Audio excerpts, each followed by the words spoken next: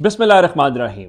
लाखों करोड़ों दुरूदो सलाम मोहम्मद मुस्तफ़ा सल्लल्लाहु अलैहि वसल्लम और आले मोहम्मद पर। मैं हूं उमर दराज गुजर। चूंकि डेवलपमेंट्स काफ़ी ज़्यादा हैं, चीज़ें जो इस वक्त वहां पे आपको नजर आ रही हैं, टीवी के ऊपर दिखाई जा रही हैं। इसहाक डार यूं वज़रा को अपने साथ बैठा के प्रेस कॉन्फ्रेंस करके तासुर देने की कोशिश कर रहे हैं। चीज़ें उतनी अच्छी नहीं हैं। मरियम नवाज ट्विटर के ऊपर ये ट्वीट करती नजर आ रही हैं कि वो अपने वालिद साहब नवाज शरीफ का और शहबाज शरीफ का शुक्रिया अदा करती हैं कि उन्हें इतनी बड़ी जिम्मेदारी दी गई। तो मैंने कहा ये बुनियादी तौर पे ये कह रही हैं कि वो अपने वालिद साहब का और अपने चचा का शुक्रिया अदा करती हैं कि हमेशा की तरह इस बार भी उन्होंने सिर्फ अपने ही खानदान के ऊपर एतमाद किया और ये ओहदा भी अपने खानदान से बाहर नहीं जाने दिया और अपने खानदान की रिवायात को बरकरार रखा। ये खानदान की रिवायात है। अब चीजें किस तरह से आगे जा रही है, मैं आपको एक खबर आपके सामने रखूंगा जिससे आपको अंदाजा होगा कि नून लीग परेशान है, लेकिन पाकिस्तान पीपल्स पार्टी इस दौरान थोड़ी सी अयाशियां करती हुई नजर आ रही है। आज एमकेएम के वफ्द की और नून लीग के वफ्द की एक मुलाकात थी और हैरान कुन तौर पे, यानी जब नून लीग ना उंगली कटवा के शहीद बनना चाहती है। खबर जियो न्यूज की जरा देखिएगा। मुस्लिम लीग नून के वफ्द की एमकेएम रहनुमाओं से मुलाकात से माजरत। नून लीग एमकेएम से मिलने से माजरत कर रही है। ऐसा हो सकता है कि जब आपकी हुकूमत हो, ये इसका मतलब क्या है? इसका मतलब बहुत सादे है। नून लीग को पता है कि उनके नीचे से अब चीजें जमीन सरकना शुरू हो गई है, खेल खत्म हो गया है। और खबरें मैं आपको दे चुका हूं, शेख रशीद समेत बाकी लोग कह रहे हैं कि इलेक्शन का फैसला हो गया है, बस तारीख और शेड्यूल तय होना बाकी है। अब जरा खबर ये सुने हुआ क्या है। मोहम्मद जुबैर ने बताया जनाब कि वो राब्ते में हैं, लेकिन मुस्लिम लीग नून के वफ्द ने कहा जी हमारे दोस्त हैं एमकेएम वाले, तो उनसे फिर किसी वक्त मुलाकात करेंगे। अब एक जानिब यह खबर है, दूसरी जानिब खबर कुछ ऐसी है जिससे आपको अंदाजा होगा कि एस्टैब्लिशमेंट या बाकी चीजें हो क्या रही हैं। बलूचिस्तान अवामी पार्टी को अब तोड़ के जम किया जा रहा है एक लिहाज से। पाकिस्तान पीपल्स पार्टी में पहले एमपी शामिल हुए। आज की खबरें सुन लीजिए। 2 अरकान कौमी असम्बली, 4 सेनेटर्स, यानी 6 सीटें पार्लियामेंट की सिटिंग, उन समेत कबाली रहनुमा पाकिस्तान पीपल्स पार्टी में शमूलियत के हवाले से आज का प्लान। अब मुझे ये बताइए, ये जब हुकूमत गिरानी होती है, जब हुकूमत बनानी होती है, तो हमेशा ये हवा चलती है बलूचिस्तान से। तो आखिर ये सारा कुछ कैसे हो रहा है और ये चीजें कौन कर रहा है? इसमें कोई ऐसी छुपी हुई बात नहीं है जिससे आपको ये अंदाजा हो कि कोई मामला गड़बड़ है। और दूसरी जानिब अगर एमकेएम नून लीग उनसे माजरत कर रही है और वो जमात इस्लामी के हाफिज नईमुर रहमान से मिलें, तो इसका मतलब क्या है? इसका मतलब बहुत वाज़ेह है कि अब उनको भी पता चल गया है कि हुकूमत तो बस गई और अब सूरत हाल उस तरफ है। और नून लीग को खुद कैसे अंदाजा है कि इलेक्शन हो रहा है, यह चीजें उनके हाथ से निकल गई हैं। नून लीग अपने और इत्तेहादी अरकान कौमी असम्बली को 1 अरब रुपए का फंड देने जा रही है। जीएनएन ने आज खबर ये ब्रेक की है। अब मुझे ये बताइए कि अगर ये देने जा रहे हैं और मरियम नवाज को भी आप जिम्मेदारियां दे रहे हैं, तो अब आपके खजाने में अवाम को रिलीफ देने के लिए कोई पैसे नहीं है, लेकिन अपने अरकान को सियासी रिश्वत के तौर पर इस्तेमाल किया जाएगा ना, कि आपकी गली बना दी जाए, आपका सड़क बना दी जाए, आपको ये, उससे फर्क नहीं पड़ेगा। उसकी वजह क्या है कि आम आदमी का चूल्हा नहीं चल रहा, आम आदमी के खाने पीने से वो मजबूर है और ये समझते हैं गली के अंदर नाली बनवा देने से मसले का जो है वो हल है, वो नहीं निकलेगा। और दूसरी जानिब पाकिस्तान तहरीक इंसाफ एक्टिव है। खान साहब ने आज लीडरशिप का इजलास बुलाया हुआ था लाहौर के अंदर।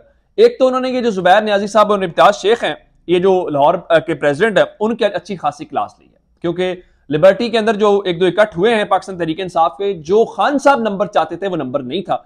और उन्होंने इसके ऊपर न सिर्फ मायूसी का इजहार किया, बल्कि आज उन्होंने इनको नया टास्क दिया है कि आप पाकिस्तान तहरीक इंसाफ का जो मौक़िफ़ है वो घर घर पहुंचाएं। और तहरीक इंसाफ बाकायदा इलेक्शन की तैयारियों में चली गई है और वो डोर टू डोर मुहिम शुरू कर रहे हैं, जिसमें उन्होंने कहा है कि आप जाके लोगों को मजीद कायल करें, लोगों के घरों में जाएं। और ये सीनियर लीडरशिप को इस बारे में बाकायदा टास्क दे दिया गया है। अब ये तो हो गई बड़ी खबर। अब जरा शहबाज शरीफ साहब आज गए हुए थे कोयटा बलूचिस्तान, तो वहां पे अमायदीन से खिताब करते हुए उन्होंने फरमाया जी बिलाशुबा मुल्क में महंगाई उरूज के ऊपर है। शुक्र है जी अगर आपको भी पता है कि महंगाई उरूज के ऊपर है। मैं आमतौर पे, आपको याद है जब एक बार वो कहते हैं कि जब फ्रेंच रेवोल्यूशन फ्रांस के अंदर आया तो मलिका ने कहा था कि अगर रोटी नहीं मिल रही तो आप ब्रेड खा लीजिए। ये आमतौर पे अशराफिया गरीब आदमी का मजाक उड़ाती है। अब जरा खबर सुन लीजिए जिससे आपको अंदाजा होगा कि पाकिस्तान के अशराफिया ये जो हमारे ऊपर जिसकी मेहरबानी से वो आए हैं वो क्या कह रहे हैं। तारिक बशीर चीमा का नाम आपने सुना? तारिक बशीर चीमा इस वक्त वफाकी वजीर खुराक है। वो क्या कहते हैं?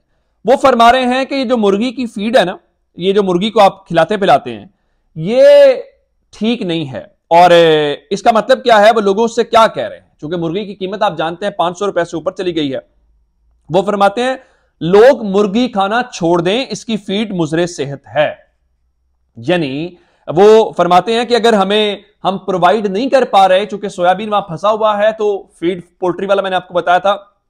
खबर आज की डॉन अखबार की खबर मैं आपके सामने रख देता हूं, जिससे आपको आइंदा आने वाले दिनों के अंदर अंदाजा होगा, जिसकी वजह से तारिक बशीर चीमा क्या कह रहे हैं। डॉन अखबार की आज की खबर थी, chicken meat may cross beef price as feed crisis sees no end. वो बता रहे हैं कि as the price of chicken meat touched ₹650 per kilogram on Tuesday, price could cross ₹800 per KG.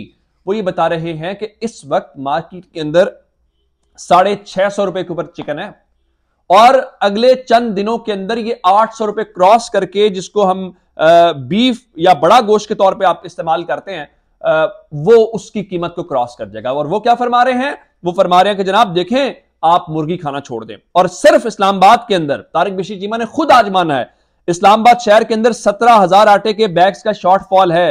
यानी विफाकी दार हुकूमत जिसकी आबादी चंद लाख के अंदर है, कोई करोड़ों भी नहीं है, वहां पे भी आटे की किल्लत है। और इससे बुरी खबर जरा सुनिए, हम रोजाना सुनते हैं जनाब हमारी दिसंबर में एक्सपोर्ट्स गिर गई हैं, डॉलर की किल्लत है।